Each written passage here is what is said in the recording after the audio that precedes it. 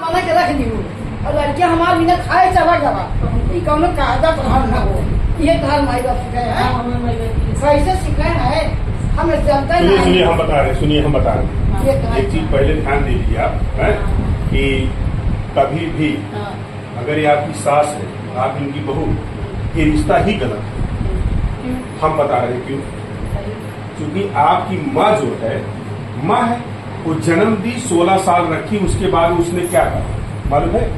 माँ यही कहती है, हे ईश्वर हमारे लड़की कहीं अच्छा लड़का मिल जाए और हम अपने लड़की के शादी कर दी, हमारे मुड़े बोझ उतर गया है।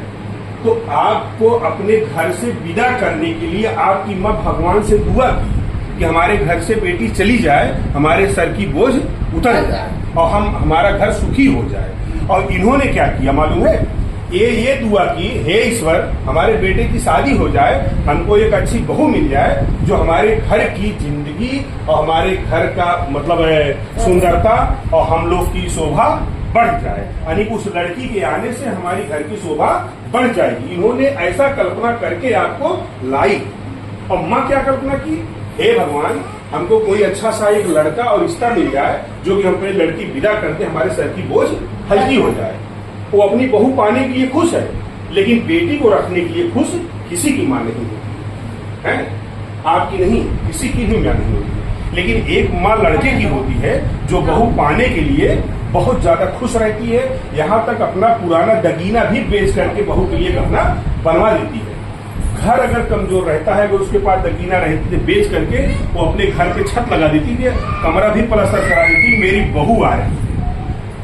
हर जगह लेट्टू बांटती है, मेरी बहू आ रही है। इसलिए कभी भी सास को सास मत समझो, अपनी माँ से ऊपर तो कोई दर्जा नहीं होता है, लेकिन अगर हो तो माँ से भी ऊपर सास को समझो।